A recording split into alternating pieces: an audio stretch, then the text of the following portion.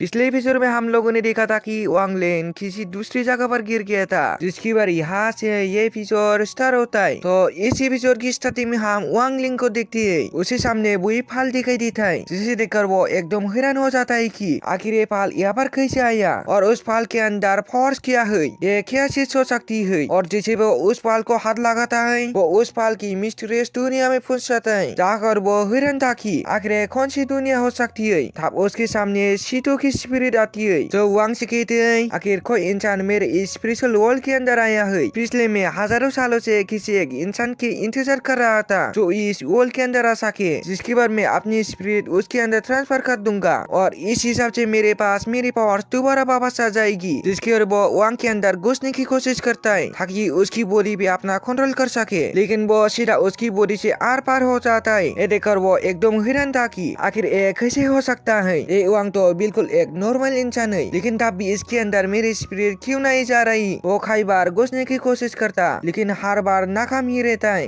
तब ये देखकर वांग उससे कहता है, मैं इमोर्टलिटी की प्रैक्टिस कर रहा हूँ, क्या मुझे मेरे खाली विजन करने में मदद कर सकती है। तब ये देखकर शितुनन उससे कहता है, तुमने कभी अपनी फिजिकल बॉडी पावर्स को देखा है? तुम्हारे अंदर तो कुछ भी नहीं है और तुम चले हो इमोर्टलिटी सीखने के लिए। बच्चे तुम्हारा सपना ही सपना रह जाएगा। लेकिन तब ये सुनकर वांग को गुस्सा आ जाता है। वो कहता है, मैं पैदा ही गरीब हुआ था, लेकिन मेरे अंदर जोश और हिम्मत की कमी नहीं है। अगर मैं अच्छे से काम करूँ तो मैं अपनी किस्मत को भी बदल सकता हूँ और ये चीज में दुनिया को करके ही दिखाऊंगा। तभी बाबर इल्दर आकर वांग को वहाँ से ले जाती है और उसके पेरेंट्स की पार उसे लेकर आती है, क्योंकि वो दोनों काफी परेशान हो चुके थे। वांग इतनी ऊंचाई से गिरने के बाद किसी को दिखाई भी नहीं दिया था। तब वांग के पेरेंट्स अपनी बेटी को देखकर एकदम ज्यादा खुश हो जाती है और उसे गाली लगा लेती है, जिसके बाद वहाँ पर वो मास्टर आती है जो वांग को खुशखबरी सुनाती हुई कहती है, पहले से तुमने सेकंड टेस्ट को पूरा नहीं कर पाया, लेकिन सबसे आगे जाने वाला तुम ही थे, इसलिए आज से तुम हमको से क्या हिस्सा हो। ऐसा सुनकर तो वांग को अपने खानों पर विश्वास ही नहीं होता कि आखिर में क्या सुन रहा हूँ। मैंने इमोर्टलिटी के लिए अपने पहला कदम बढ़ा दिया है और अब मैं पीछे कभी भी नहीं हटने वाला। जिसके बाद मास्टर वांग को वहाँ से अपने सिख में ले जाती है। जहाँ आने के बाद एक दूसरा मास्टर सारी चीज बताता है कि यहाँ के डिसिपल की खबरें उनके रैंक को बताते हैं। जिसके पास ग्रे कलर की खबरें होती है उनका कोई भी रैंक नहीं होता,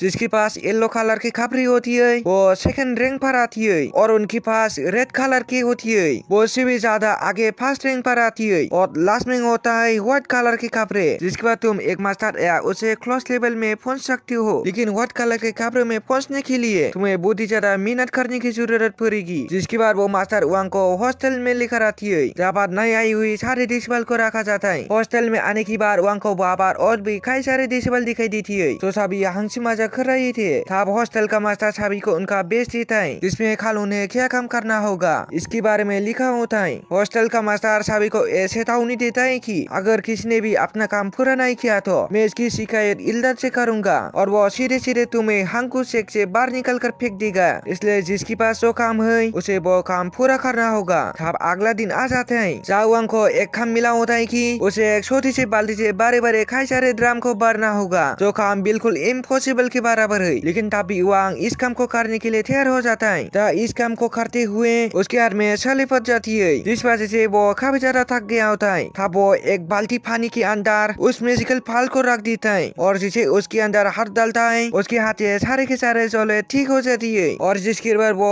उस पानी को भी पी जाता है और जिसे वो पानी पीता है उसकी बॉडी पूरी तरीके से रिफ्रेश हो जाती है, माना कि वो थकी ही नहीं हो। ये देखे वांग बहुत ज्यादा खुश हो जाता है कि इसे तो मैं बड़ी आसानी से काम कर सकता हूँ अपना सारा का सारा। अब अगले दिन वांग ने उस फल के वाटर को एक बोतल के अंदर डाला होता है ताकि जब भी वो थकेगा उस पानी को पीकर बिल्कुल रिफ्रेश हो जाएगा और इस वजह से काफी जल्दी अपना काम किया जा रहा होता है। ये देखकर तो सीधू भी खुश था कि तुरंत बहुत जल्दी इस फल की पावर को सीख रहा है, लेकिन इस चीज से हॉस्टल मास्टर को शौक हो रहा होता है कि आखिर वांग ने इतनी जल्दी बड़े बड़े ड्रम को कैसे भर दिया, जिसे भरने में तो लोगों को हफ्ते निकल जाती है और इसने एक हफ्ते का काम को बस एक दिन के अंदर पूरा किया। जरूरत कुछ तो गड़बड़ है। इसलिए जैसे वांग पानी भर रहा होता है तभी बार हॉस्टल मास्टर आकर उसके ऊपर अटैक कर देता है और उसे मारते हुए कहता है, तुम यहाँ पर नई आई हुई डिसेबल हो जिसका अभी तक कोई रैंक नहीं है, इसलिए तुम जमीन के खीरे हो और खीरों की तरह ही रहना चाहिए। जिसके बाद वो वांग को जोरदार किक मार के वहाँ से दूर फेंक देता है। देखकर वांग को बहुत ज्यादा गुस्सा आता है। तब शितुनन कहता है, आखिर तुम क्या कर रही हो, जाके उससे फाइट करो। लेकिन वांग कहता है, मैं फाइट नहीं कर सकता।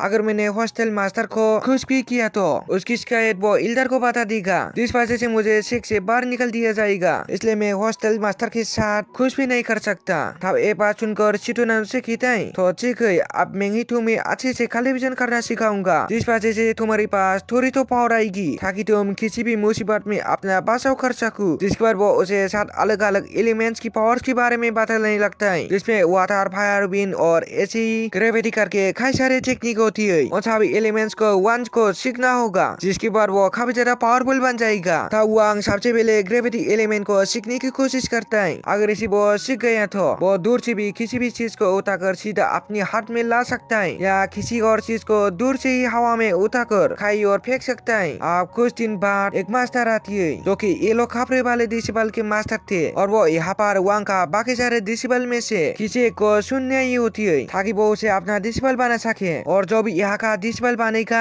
उसे येलो कपड़े दिए जाएगी, जिसकर उसका एक रैंक बढ़ जाएगा। तब वो मास्टर वहाँ पर आकर वांग को ही सुनती है और उसे कहती है, क्या तुम मेरा डिसेबल बनना पसंद करोगे? ये सुनकर तो वांग एकदम ज्यादा खुश हो जाता है और उसके सामने बिल्कुल हाँ कर देता है। तब देखे वो मास्टर उसे खुश लेक्चर फील देती है, जिसे परंपरा के हिसाब से वांग को उसे खाना होगा। इसलिए वांग उन सारी फील को खा लेता है। अब इस चीज से वांग काफी ज्यादा खुश था कि अब तो मेरा रैंक भी बढ़ चुका है, साथ ही उसने ग्रेविटी एलिमेंट को भी सीख लिया होता है। इसलिए वो उस एलिमेंट्स की पावर को चेक करने लगता है, और अब वो किसी भी चीज को खुद से ही हवा में उठा सकता था। दूसरी तरफ एक डिसेबल हॉस्टल मास्टर से कहता है, आपने तो कहा था कि अगर मैं 1000 लाख रिया खा दो तो अब मुझे उस येलो कपड़े वाले मास्टर का डिसेबल बना देंगे, लेकिन वो जगह तो वांग को मिल गई। आपने मुझे धोखा दिया। लेकिन हॉस्टल मास्टर डिसेबल के ऊपर ही अटैक करना शुरू कर देता है और उसे कहता है, मेरे सामने जुबान लड़ने की कोशिश मत करना। लेकिन तभी वहाँ पर वांग आ जाता है, तो हॉस्टल मास्टर से कहता है, अब तो हम दोनों एक ही रैंक पर आ चुके हैं, तो क्यों ना कुछ पुराना हिसाब पूरा कर लिया जाए। जिसकर वो हॉस्टल मास्टर से फाइट करना शुरू कर देता है। तब वो अपने ग्रेविटी एलिमेंट का इस्तेमाल करता है, और इस तरह से वो